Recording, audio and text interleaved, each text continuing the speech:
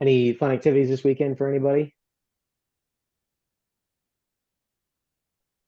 Went to a blues festival.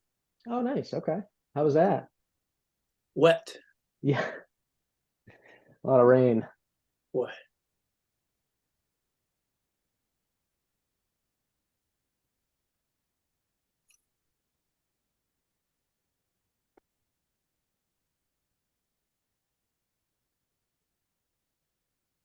You planning to have meetings like weekly?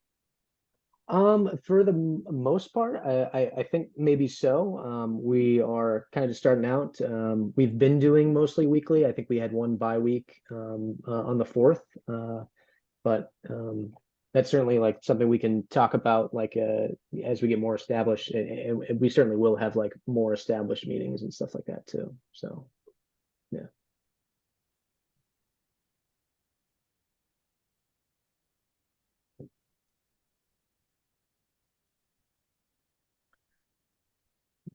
Give it one more minute and then we'll get going.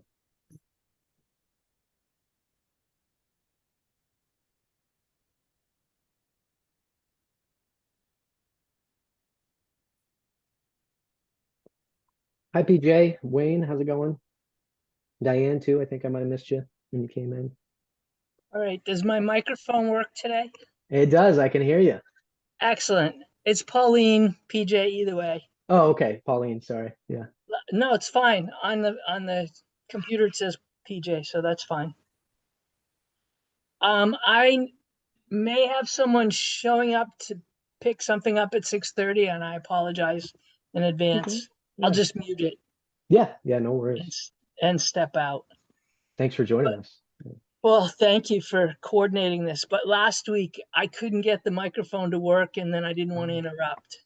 Oh no, it's okay. If that happens again, just shoot me a message in the chat, and I'll try to work with you and try to figure something out too. Did you get the recording of the last meeting or? I did, thanks, and lose my neighbor. So Oh, perfect. Great. All right. So Wayne's joining again right now. Wayne's kind of my neighbor in the Cove. Oh, he is. Yeah. Yeah.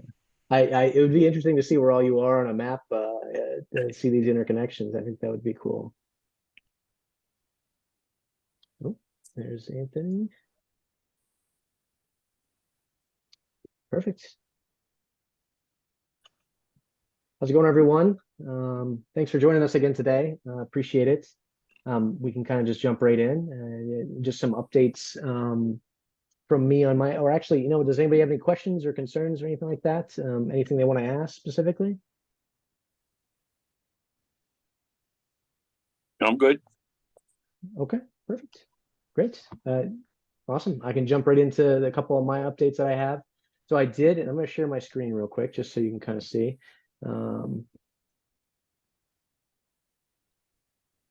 There we go. Perfect. Do you all see that? Yeah. Great. So I did create a Facebook page after we had chosen a name last week, just in used Georgia's wonderful logo that she created. So I appreciate that.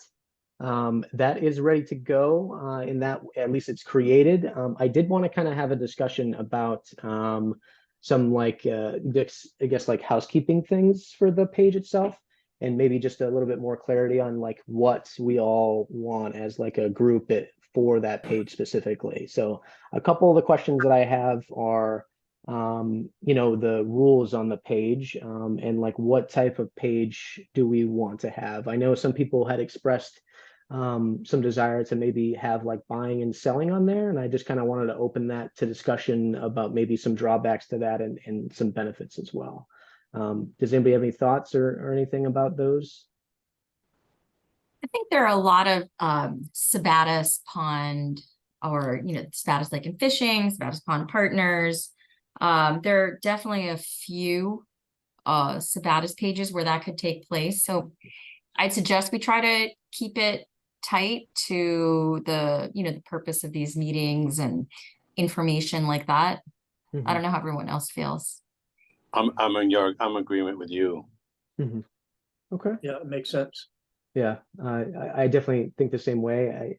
I think we should be very specific with the purpose of the page. It definitely like a community of sorts, of course, but maybe focused more on the mission once we have that more clearly defined. But definitely around the watershed and the problems within it itself, I think is important. Okay, so we can definitely do that. Nick, I've got one quick question, just as I'm Sure. looking at the page. The map that you posted, Yeah. The pond is obvious. Is everything in green considered the watershed area? Yes. Okay. Everything in green is the watershed itself. Yeah. Great. And let's see. One more So, question. Sorry, everyone. No, What's the you're good. source of the map?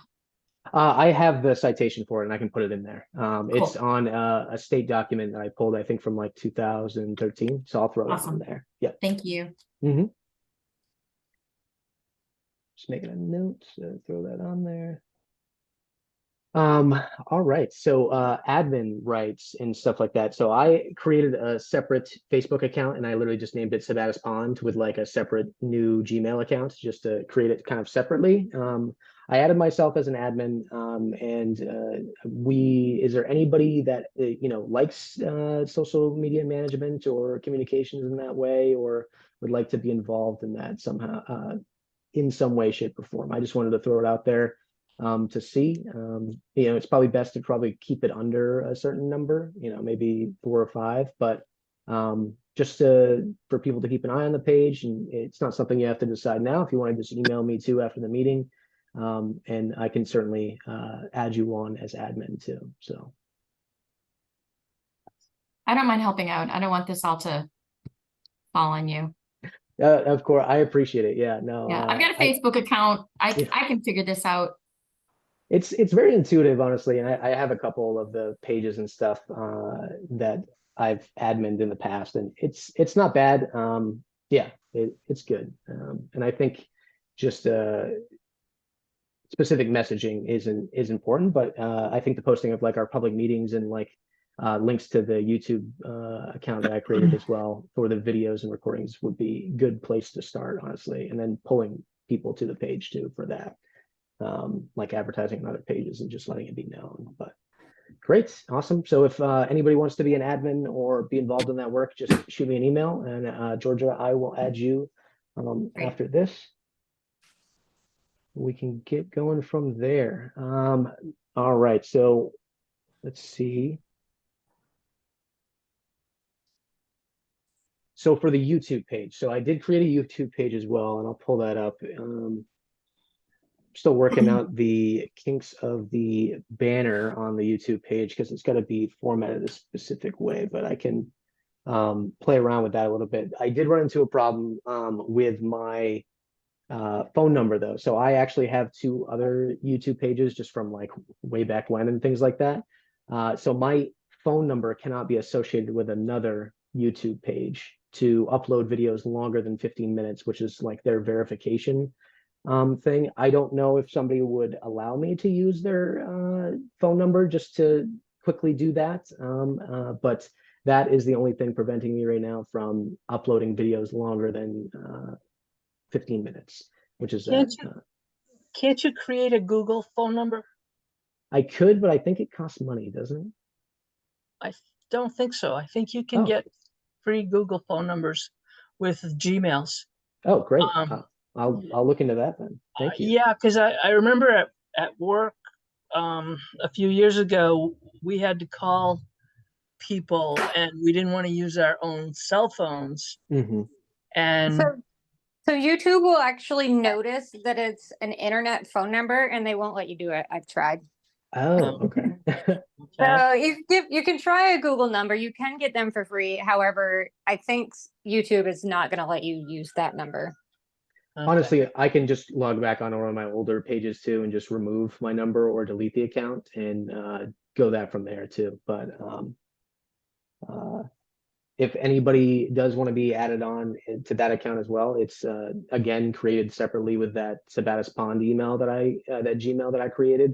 So I mean, there's nothing on there besides just the YouTube page. So, but I will do that. Cool. And so I did meet with the student from, or the graduate from Bates, who was working on or did a presentation on some of the data that they had from last year at a conference this year, I believe, or early this year. And she showed me her presentation, which actually, so I think somebody is in the waiting room. I'm going to stop sharing real quick. There we go. Oh, great. Yeah. And so I met with her yesterday evening, and she presented me her like 1-page research poster that she did of the data and went over it with me. She is working on a presentation to deliver to you all as well, in conjunction with Holly, the professor and the primary investigator on that grant that's currently going on in Sabattus Pond. And they are still working on that presentation and analyzing the data that they do have. The snapshot that she presented me was just about a year's, well, actually about a summer's worth from, I think from 2 dates each month from June to October of 2022. So they're still working on compiling the rest of the data that they have into some type of presentable format. And then they would like to do a presentation to you all. So I'm still in the process of coordinating that. They will need a little bit of time. I'm thinking maybe, and please don't hold me to it, but maybe September, early October time is what I'm thinking for that. But their research grant is ending this year, and I believe it started in 2022, 2019 maybe. So it's a couple years old at this point, and it's just about to end. But there was some interesting things that her presentation had, and it doesn't look like we'll be starting from like a zero, like from we won't be starting with nothing essentially when we do dive into this. So I think that's a positive, a very good thing. The type of data that they did collect was on dissolved oxygen content. They were checking the dominant species of algae that's in the pond, which is also good to know. I don't think that they did much genetic testing yet, but I think it might be open. I don't know if that's within the scope of their research, but it's certainly an area to explore too. So I'm excited that they will present to you all and have that like very large group stakeholder meeting, and I'll make sure that it's very well advertised and stuff to the extended community as well. So just something to keep. Yeah. You haven't seen it yet, right? I've seen one part of it, and that that was what she was a student in her undergraduate there, graduated last year and was recently hired to continue working on that grant that she worked on as a student. And part of her work that she did as a student was a presentation on a small part of the data that they did collect that was like relevant to the stratification or mixing of the dynamics of the pond itself. So Sabattus is a very shallow pond, and it seems like that its prevalence to mix very frequently is actually a benefit for the problems that we're facing. So that is a good sign, at least there. So good, thanks. Yeah. So that should be coming down the pike, and I'll keep everybody informed on that and everything. So awesome. And so I did reach out to Addie, the Watershed. She works at the main DEP. She works in that Watershed management department there. And she and her coworker are just trying to coordinate dates to try to find a date to present to us what the state has on Sabattus Pond for sometime in September. So she is still doing that. I followed up with her last week after our meeting, and she said she would get back to me with a date, hopefully sometime this week. So hopefully for next meeting, I have a more defined date that we can work with. I know we discussed potential dates for that. And I think I said the 26th or 27th of August, if I'm remembering correctly, just based on our conversation. And they said that looked like it might work for her. And she was, or sorry, the 23rd and 24th is what I suggested. So that should be coming down too. So I think that's good news as well. Emma is still looking into those questions. She was with us, I think 2 weeks ago or last week. Yeah. Last week, yes. She's still looking into the questions that you all had. She very much appreciated your thoughtful questions that you did ask, and she's still working on getting more information for you guys then. And when I did speak to the person at Bates, the student at Bates who showed me their presentation, I did let them know about you all wanting to put a light on the buoy. And she definitely was going to talk to Holly, the PI, about that, but she said that that shouldn't be a problem. So I don't know specifically when that will be put on, but it seems like a priority. And I did ask also about the property that Bates might own around Sabattus Pond. She was not aware of any. That doesn't necessarily mean that there isn't any, because sometimes a lot of colleges are like gifted properties from a long time ago. But she was not aware of any, and she said that if she had known, or Holly had known, they would have used that as a place to launch their equipment and stuff like that, which they didn't do it from there. So she's looking into it, but she didn't think that there was one. But just letting you know about that update.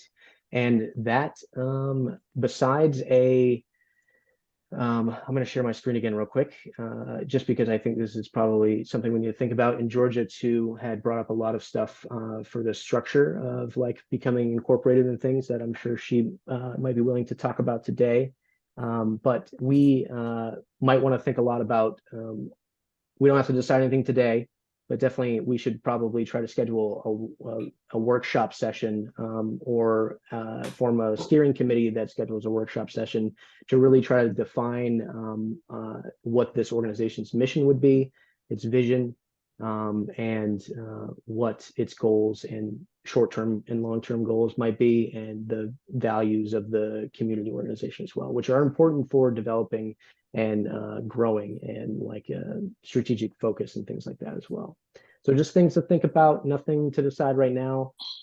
Is anybody, I suppose, maybe interested in participating in a steering committee? Just give it some thought and shoot me an email, and we can try to get something going, just to try to get the ball rolling a little bit with a lot more of this structural and formalized stuff to get something in place so we can move forward from there.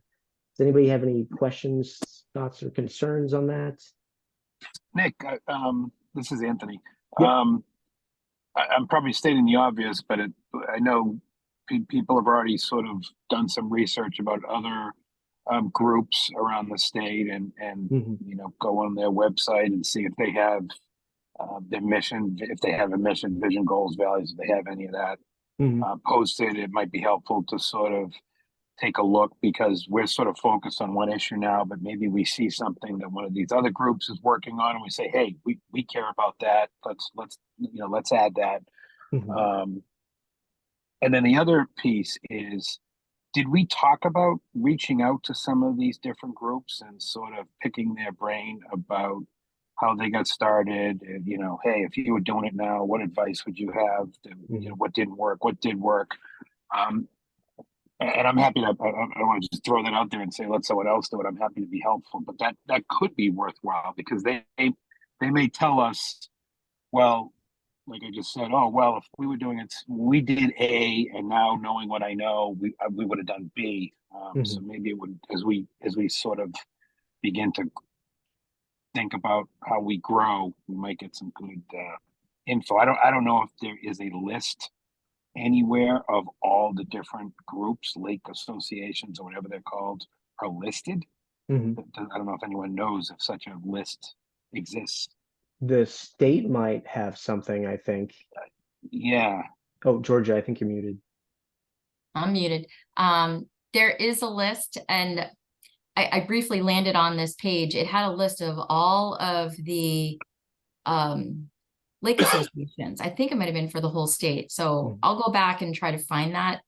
I was really excited, and then I bounced onto another page and went down a rabbit hole and forgot about it. And some of them might have social media presence, Facebook, so you can go on and look and communicate even that way and say, hey, would you be willing to jump on a call and give us some advice, kind of thing. And absolutely. Some of these, some of these associations are like the Cabasa County Association are like really well developed, but they started this 23 years ago, right? So I think as we kind of look at all of these organizations, it's super important to see what's possible, but not get daunted or overwhelmed. Like, oh my God, we're never going to get to where the, this lake association is or where this project is. It's just, we can see what's possible and, we're just starting, and we might be able to avoid some of the pitfalls that other groups encountered. Absolutely. Yeah. I think the reaching out for advice in that question, Anthony, is wonderful. If you want to take the lead on that, I think, yeah, we can Yeah, certainly. I'm fine with taking that on as a sort of research thing. And if anyone wants to, be helpful and, share the info, and if people say, oh, hey, I know that person, or I know someone out there, all the better.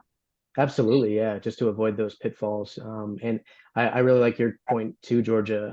It's important to know that what we can get to, but also that we are just starting out. And I do just want to emphasize this type of process takes time. It certainly does. And just for full transparency, it will take time to work out these details. But I think it's very important to spend the time on these details in the beginning, so you're not worried about these types of things when you're already in the middle of something or as things develop as well. So, Well, Anthony, one thing that mattered to me and my husband when we joined the Sabattus Watershed project,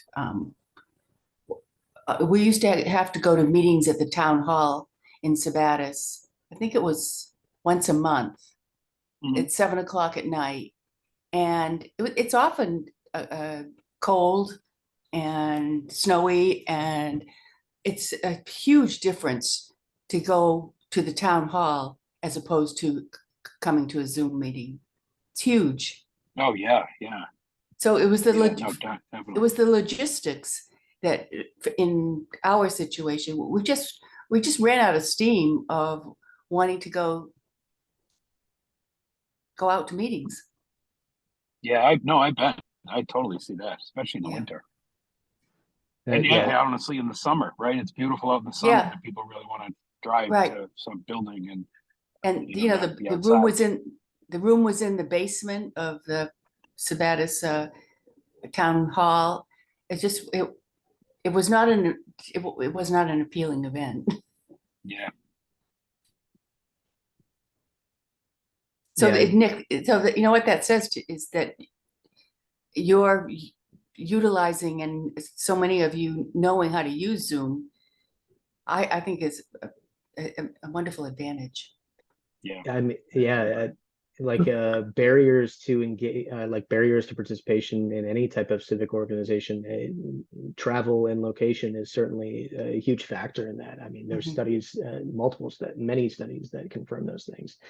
So I'm very happy to hear that the Zoom is working for everybody.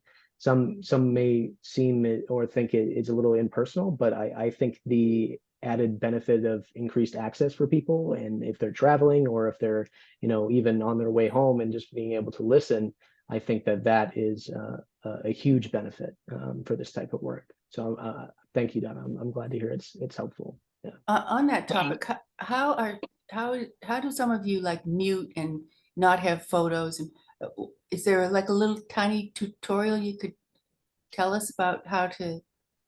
Yeah, are you on a computer or an iPad, Donna? I'm on a computer. If you go, are you only seeing, are you seeing everybody or just whoever's talking? I'm seeing everybody. Okay, if you go on your picture there's three little dots, you can see a mute thing right next to it, and you can also say stop video to stop your video if you need to get up or something like that too. Okay. So the trick is to click on my picture and then I get options. Yes. Okay. Yeah. All right. I'll see if I can figure out how to do that. Yeah. And you can do all kinds of things with the background. You could if you didn't want people to see behind you, you could blur it. You could put a picture behind you. I mean, and it is pretty easy. We can talk you through it. And for anybody who may be watching this video after the fact, if you do have trouble joining Zoom meetings or are very unfamiliar with it, please shoot me an email and I am willing to get on the phone with you and walk you through that process too. So if anybody's having any trouble like that, I do not want that to be a barrier to your engagement. So just like I said, shoot me a text, email, or phone call even, and I will do my best to try to help you walk you through it. So. Oh, that was a big help. I now can see Oh, perfect.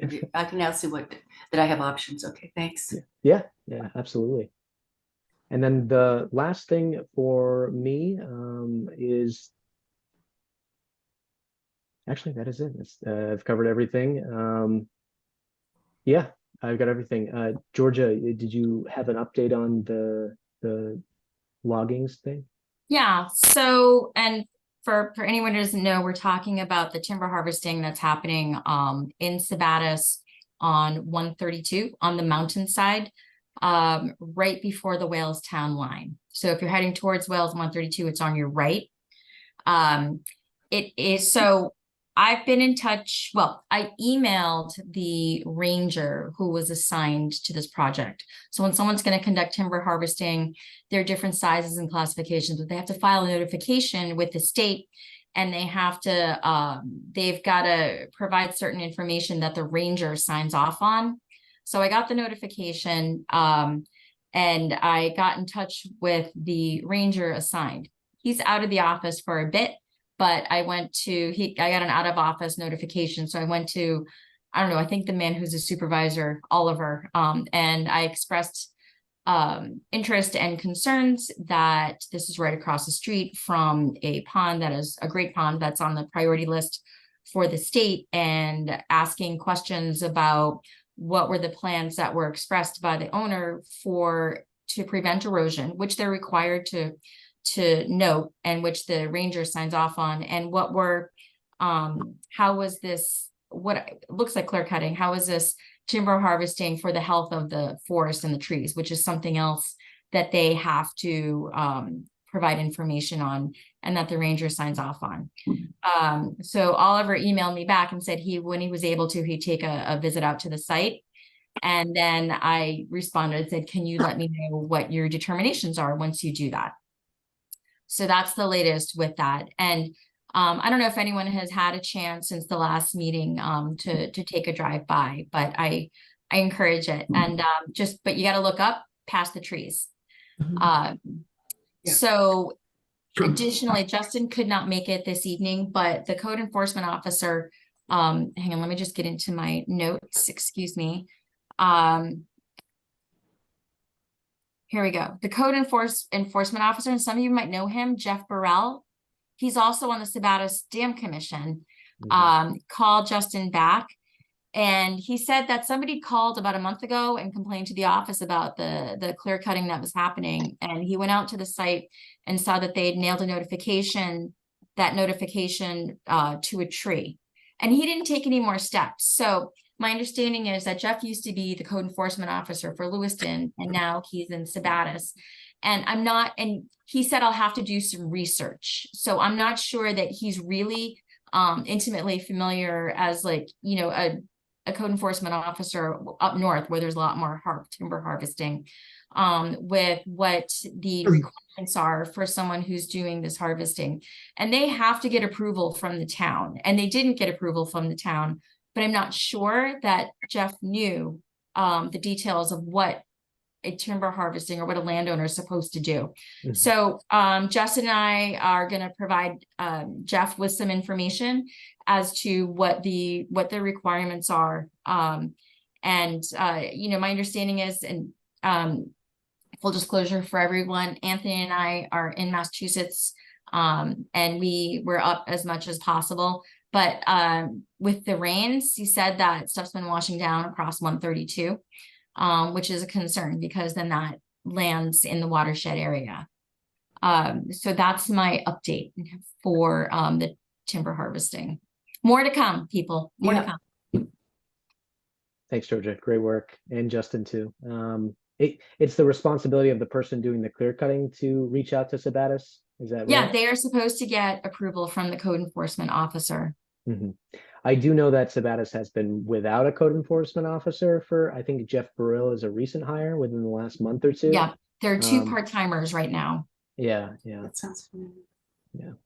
Okay, great. Definitely let me know if you need anything on my end. I am familiar with Jeff Burrill. But great stuff. Thank you. any questions or concerns of anything that we've talked about so far? Any things that you've observed, any photos or experiences that you want to talk about the pond? How's everyone feeling? I wondered if anybody sent in any, did you call it map story? Yeah, yeah, like a storyboard type thing, but you can put it on a map. Nobody did send anything yet, so Okay. and that's okay. But definitely, if you do experience something or you see an algae bloom or something occurring in the watershed, 100%. Like if you could just snap a quick photo and email it to me, I definitely want to collect that data. That's very important, like qualitative data, to describe the impacts that all of you are experiencing on the pond. And it can be very powerful when organized together and used in presentations and such in the future. I think it's important to do, but yeah. Hopefully we can, sorry, Cassandra, go. There's 5 loons in the cove right now.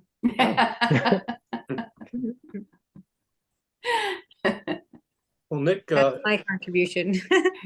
That's unusual, isn't it? Aren't they territorial? Yeah, I don't think I've seen 5 Yeah. together. Yeah. Nick, you gave us a link to the dam commission meetings, and I thought that was very interesting. I wasn't really aware of the condition of the dam. I remember a few years ago we repaired it, and now all of a sudden it seems it's even going to be repaired or replaced.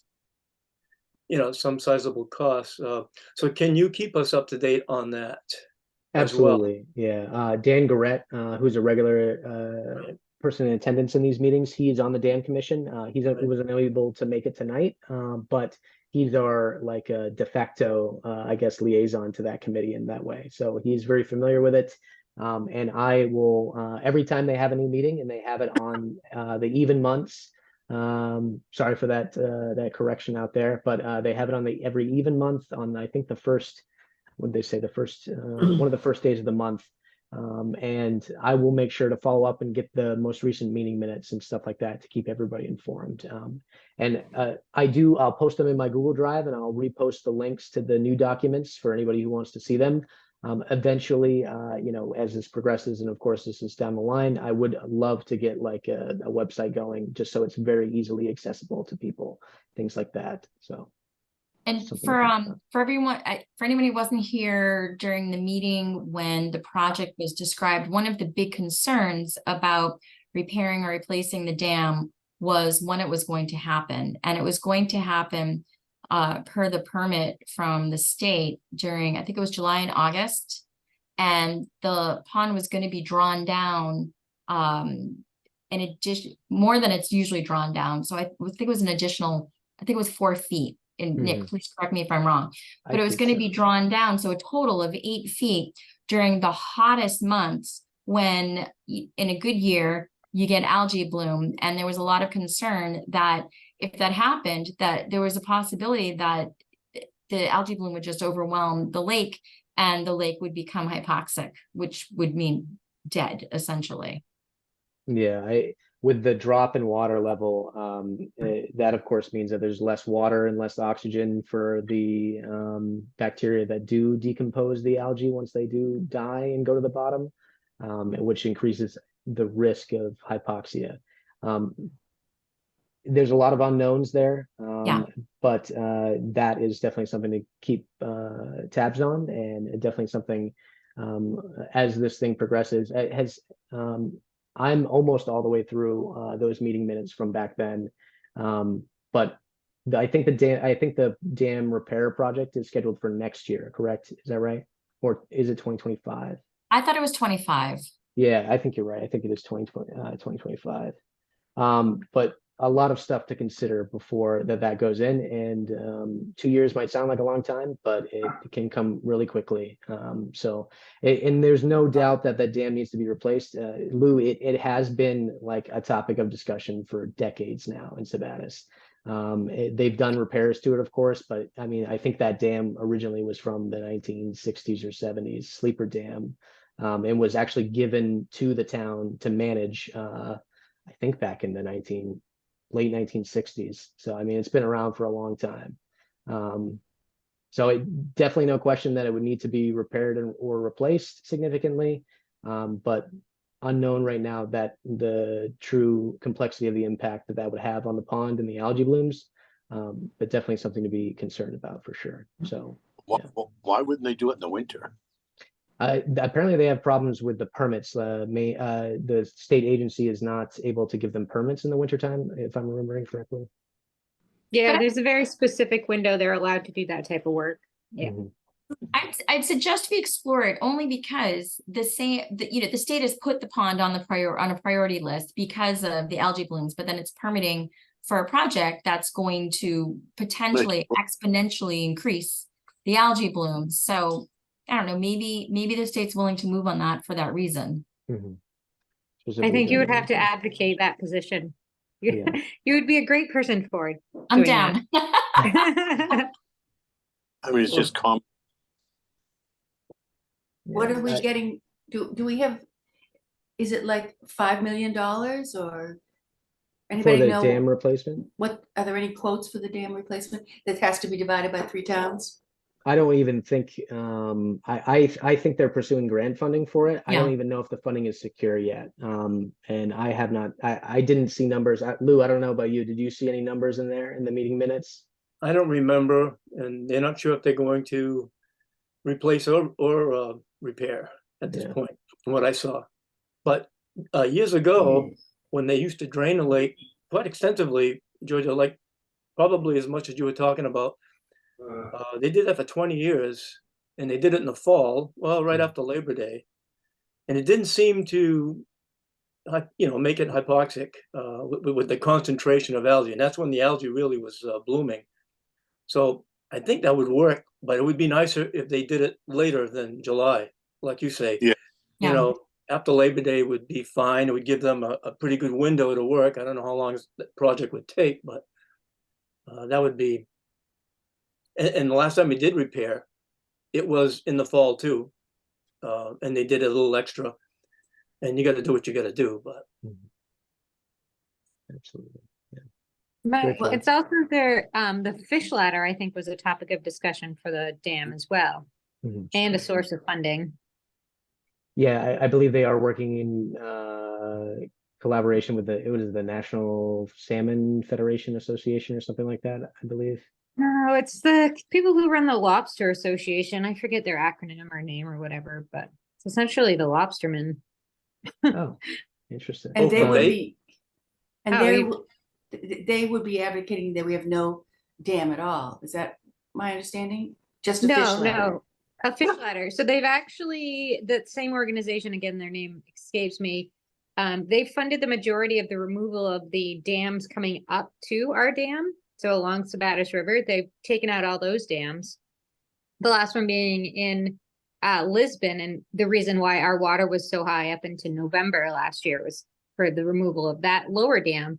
And for the removal of those dams, the intent is to allow the alewives to naturally migrate into our pond using a brand new fish ladder that will be installed on this new dam.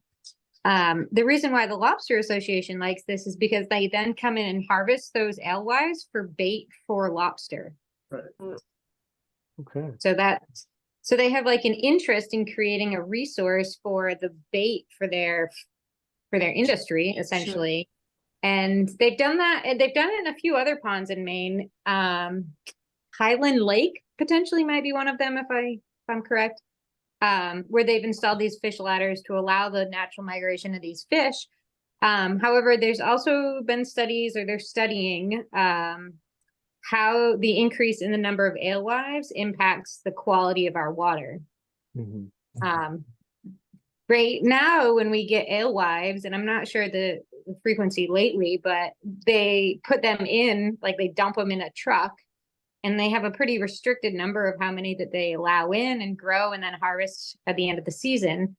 But the fish ladder would essentially allow an unlimited number to come in.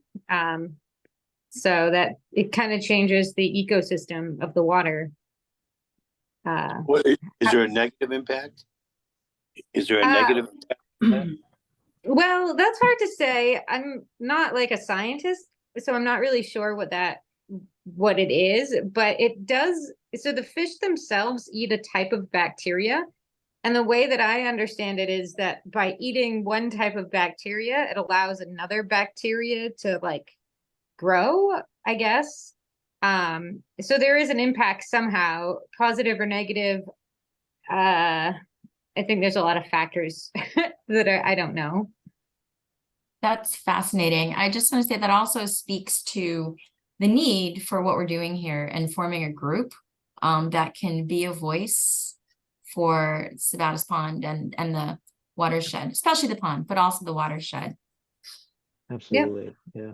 I did not know about the lobster connection there, so thank you for pointing that out. I'm definitely going to look into that. And I don't know about the benefits either of that type of fish. I have heard state officials advocate for putting them in the water to try to impact the algae blooms that are occurring.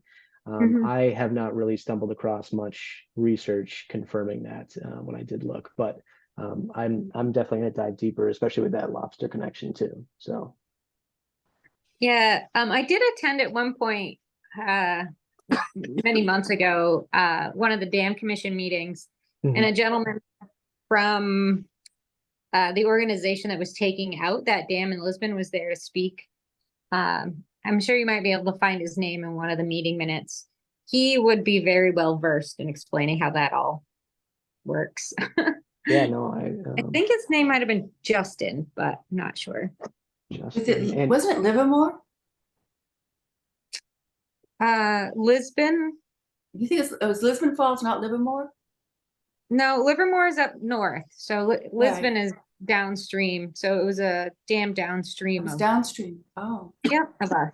Yep. Yeah. And you said that was a few months ago, Cassandra? Yeah, I think it was during the winter, sometime during the winter. You think maybe into last year or this year? Oh, actually, I attended the meeting and it must have been September or October of last year. Okay. And he was there specifically discussing his progress of the removal of that dam in Lisbon.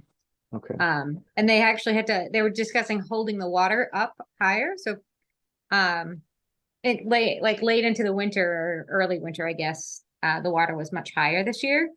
And that was because they restricted the flow because they were removing that dam in Lisbon. So they didn't want to like overwhelm the construction equipment that was actively taking the dam out. So they held the water up in Sabattus like an extra month, I think. Yeah.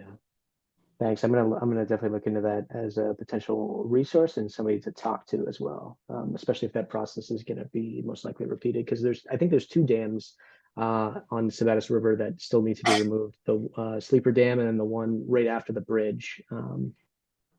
Yes, I don't think. Yeah, Sleeper Dam. We don't want that one removed. No, yeah, no, or repaired. Yeah. Nick, I have a question. Yeah, just to help me understand a little bit. The reason, my understanding is the reason we lower the lake is for the winter to kill the grass.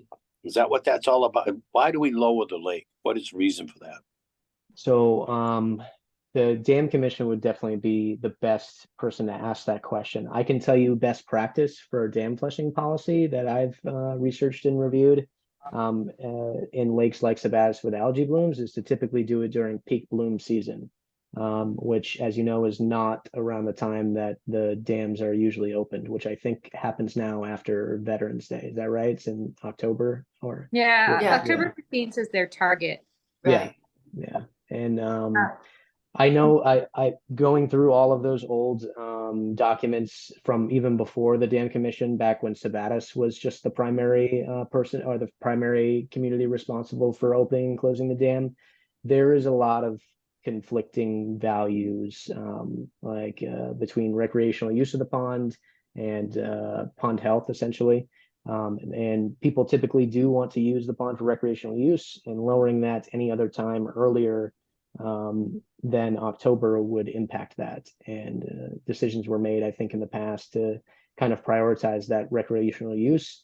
The purpose for, I think, lowering it before winter is to, I think maybe, actually, I don't want to specifically say because I don't know. Assumption wise, maybe for protection of the dam for when the snow melt comes in the springtime, but I'm not entirely sure. But I think Dan might be able to answer that good. like to know why. I mean, is it like a winter kill? That's what. No, my understanding as to why they lower the water is to actually preserve the quality of the water. So when the winter ice bangs up against the shoreline, it creates a lot of erosion. So by lowering the water, it creates a buffer between like the harsh ice and like the wind and the actual shoreline. So it maintains like rock walls and barriers that are meant to preserve the watershed. So my understanding is they lower the water to help preserve the shorelines from erosion and damage. Okay, thank you. Excellent. Thank you. Right, that sure as well there's as, many as well as reasons. the algae bloom too.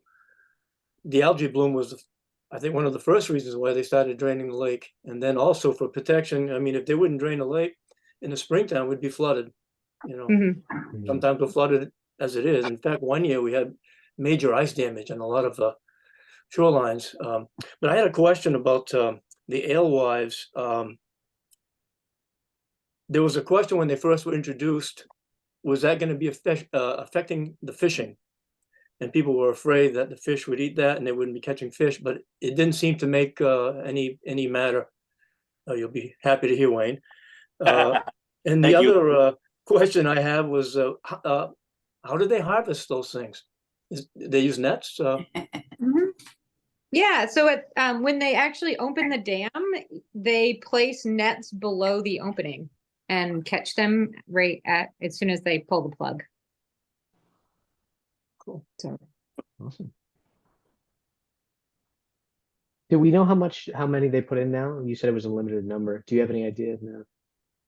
I've heard numbers thrown around in the past, and I think it varies. And I don't know, a truck full, like 3. I think that one time they have 3 truckfuls. So whatever truck holds, I don't know. I can tell you from my own experience, right here in the little inlet here by on Nation Rock, the water is black with them. You can they are. I mean, you can reach down and scoop them out of the water. There's so many of them. Right now? And no, not now, but when they do release them, so I just hang my fishing pole up until they're gone. And they put them in up on Bull Run? I'm not sure where they put them in, but they're coming through the little channel here, like between Ken Sharp's place and our place on Nason Rock, and between Hot Dog Road and Nason Rock Road, because I'm on that little inlet right on the point, and they're coming down from wherever they're coming from. They're coming down into the lake. So I don't know where they're coming from, but that's where they're going to. When they do it this year, I'll take some photos and I'll send them to you, Nick. Yeah, definitely. Yeah, definitely. Yeah. I mean, if 100%. I mean, all of this stuff is definitely interconnected. So just a wide scope is important. Sorry, somebody said something. Someone has a video of it from last year.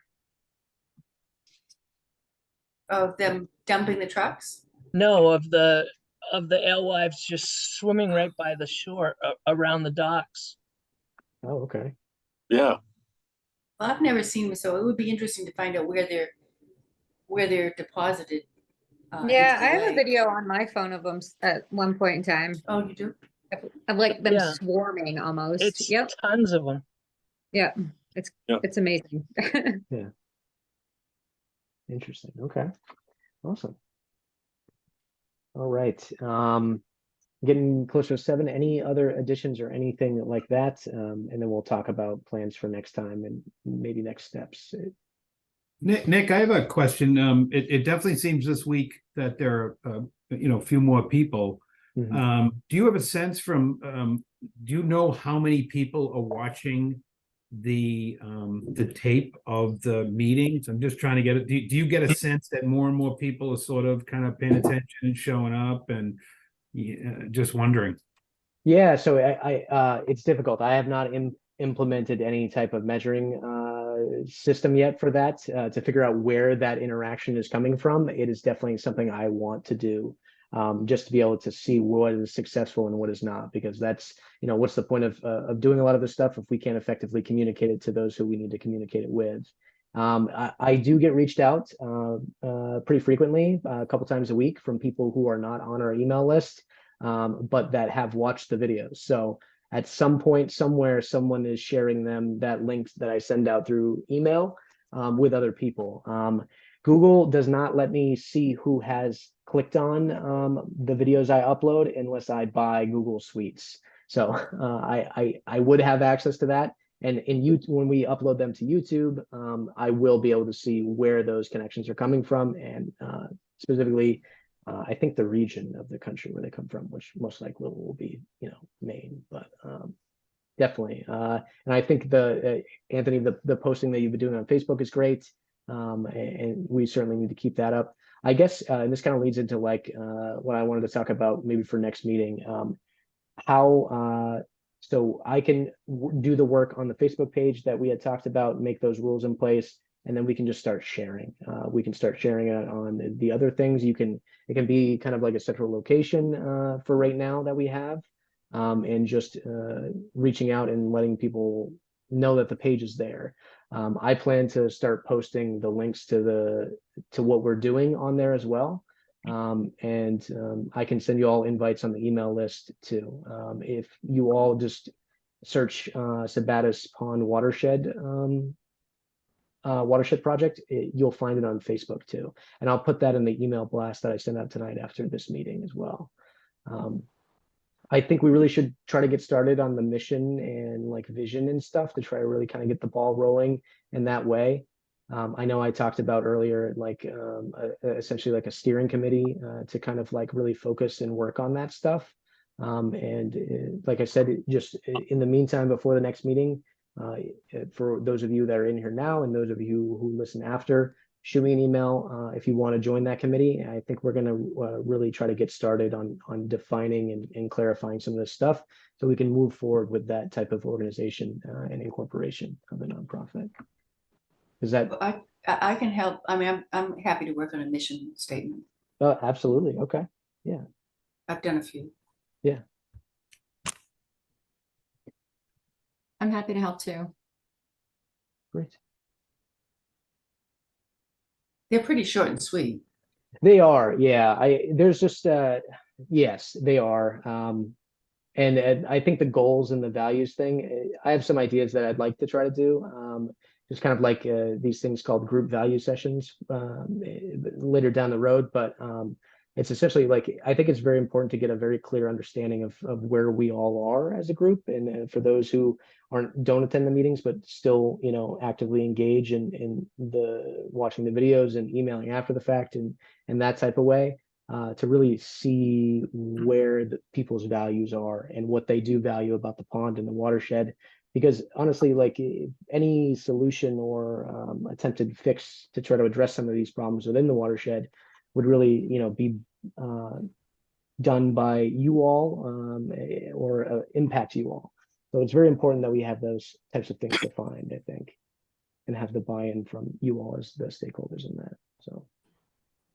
Well, Cassandra, you're going to want to get the loon population in there. An excuse to go and study them. Yeah.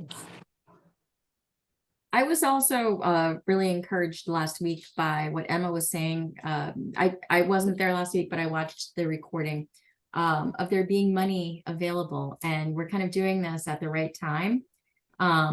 Which is going to mean that we need to incorporate, but we can make it as easy and painless as possible.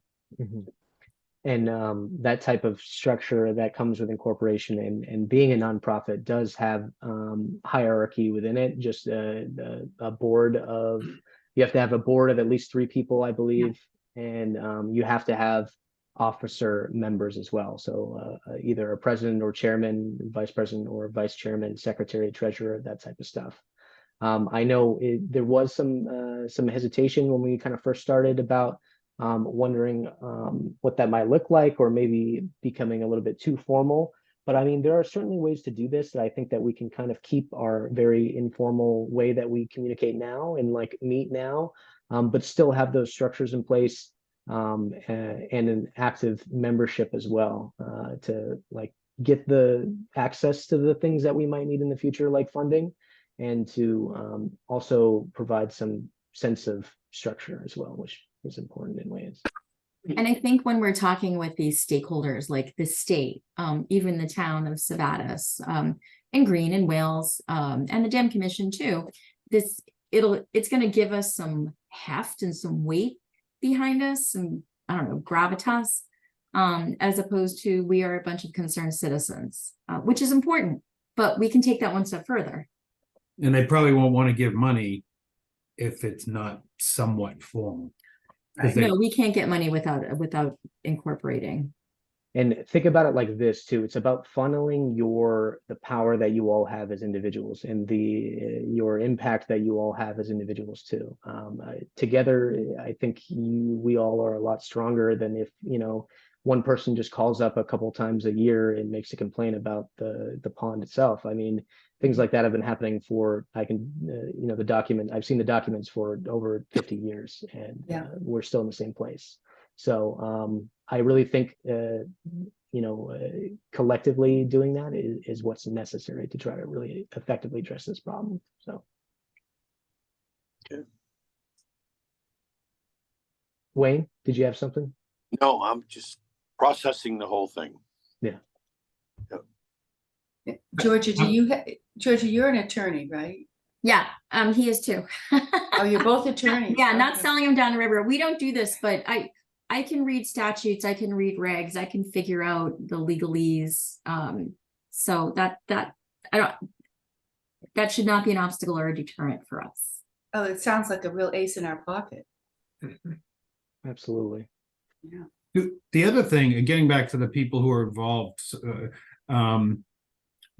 I'd be interested in if there's a way to know, but we have the map of the lake. We know where the lake is. We know where houses are, like where people who are on this, who've been showing up, are there certain areas where we're not getting anybody? And so we can figure out how to target a particular neighborhood, or I don't know if that's important, but I would think the more people we can get from all parts of the lake, the better, right?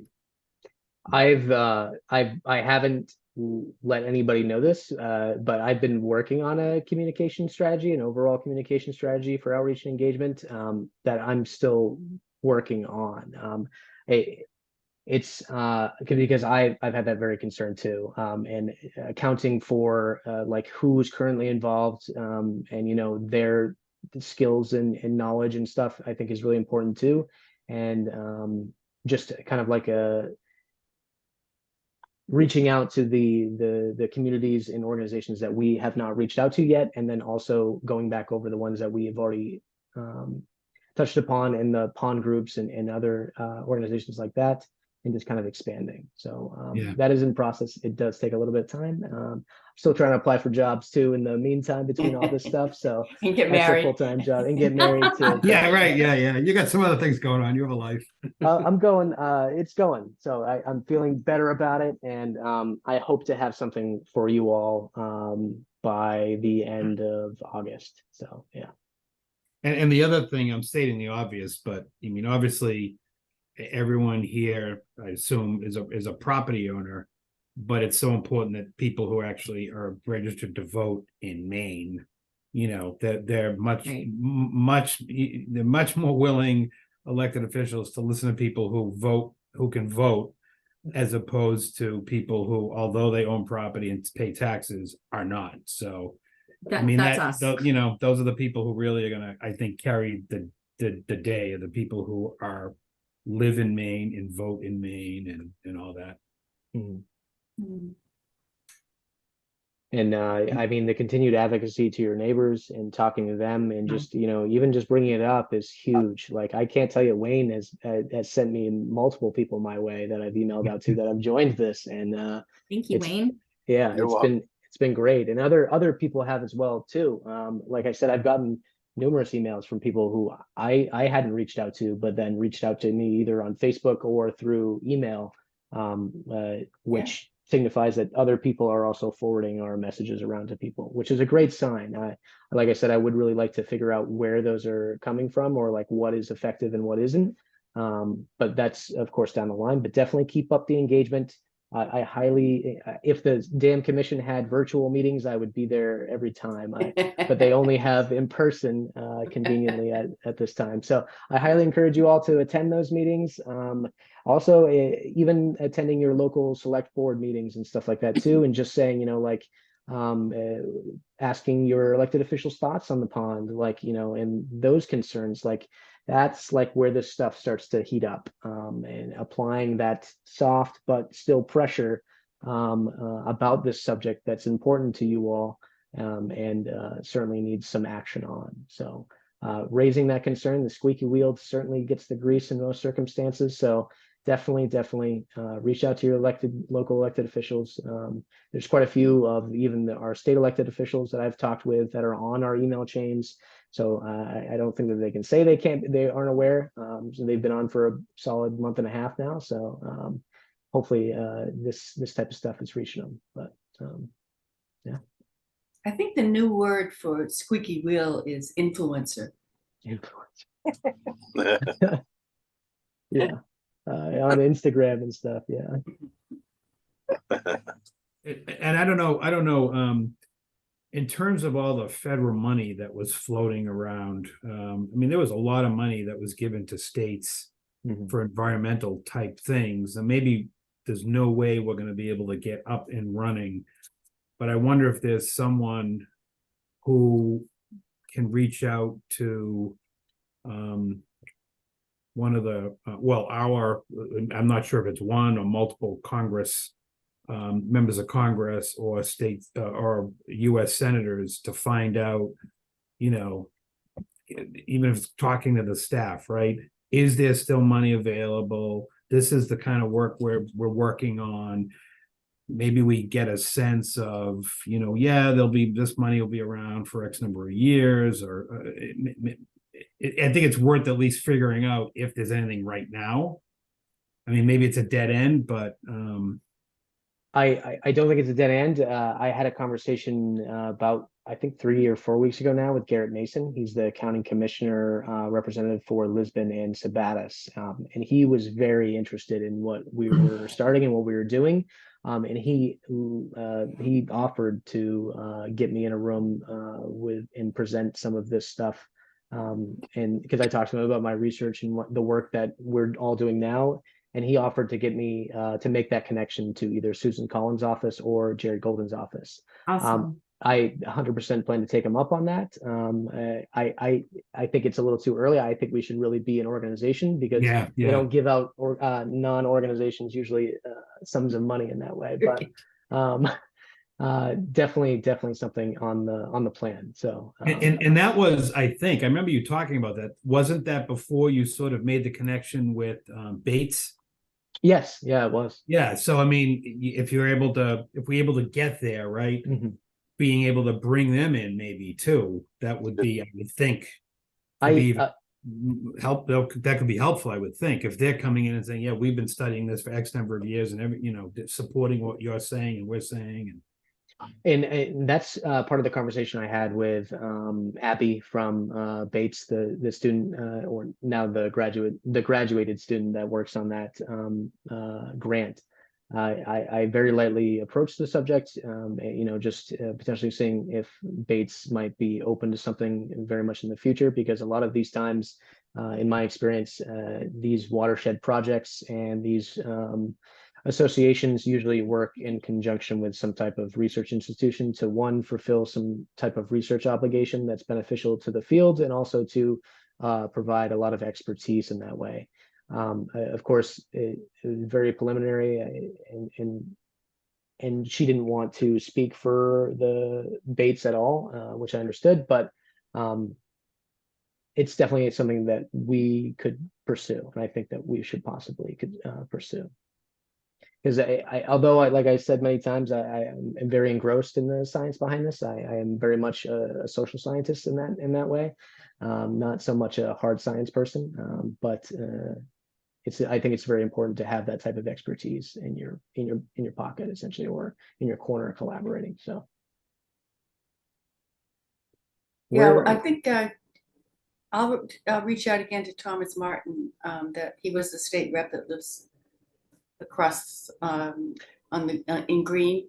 Yeah, he does live on the Yeah. pond, and I hadn't heard Yeah. anything back from him. But, Yeah, he answered me and said that he had a meeting that he had to go to in Naples, but he said, I'd love to get together for coffee after okay. your meeting, and so you can tell me about it.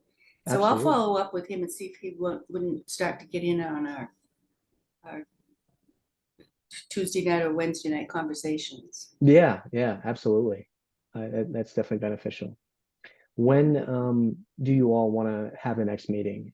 I am unavailable next Wednesday, unfortunately, but I could do next Thursday. We could give people a little bit more time to think about maybe Dick, the steering wait. committee. Yep. I'm not getting up. I'm just getting. Okay, all right. Oh.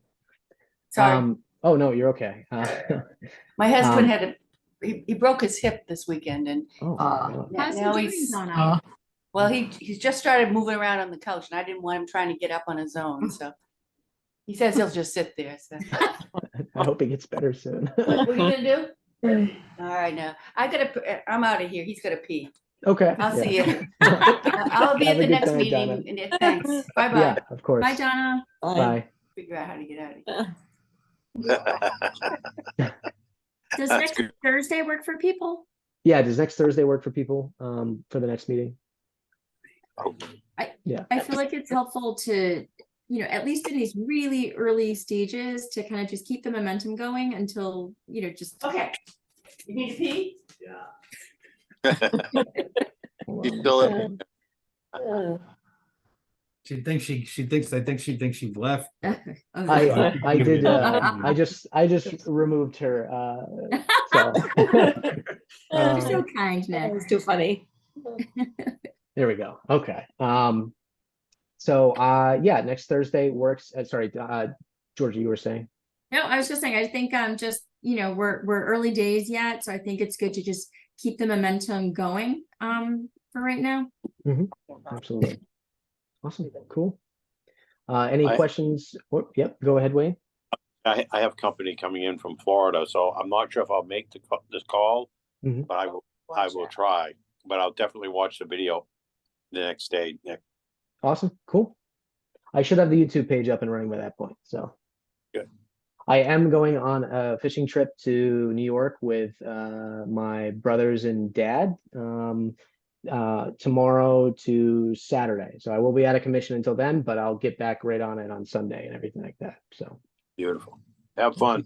thanks. Yeah. Yeah, we're going to Enjoy. Lake. We're going to Lake Erie, I think. Yeah. Is it your bachelor party? No, I've already had that, but yeah, no, it should be a good time. Very excited. I guess they catch like 25-pound lake trout there, so that's pretty big. Yeah. Did you see the one that caught the other day, a 14-pound pike? Oh, Really? Wow, Yeah. that's huge. Lou saw that one, didn't you, Lou? No, I didn't. Oh, wow. I'll send you the picture now. Did you catch it? Yes, Oh, that was you. Wow. yes, Nice. yeah. Nice. Nicely done. Yeah. Awesome. So 6 o'clock next Thursday is when I'll set that next meeting. I'll send out an email blast after this, and I'll see you all next week. Thanks again for joining. Bye, Keep it everyone. up. Nick. Bye, Thank everyone. you. Thanks, Nick. Have a good trip. Thank you. Enjoy.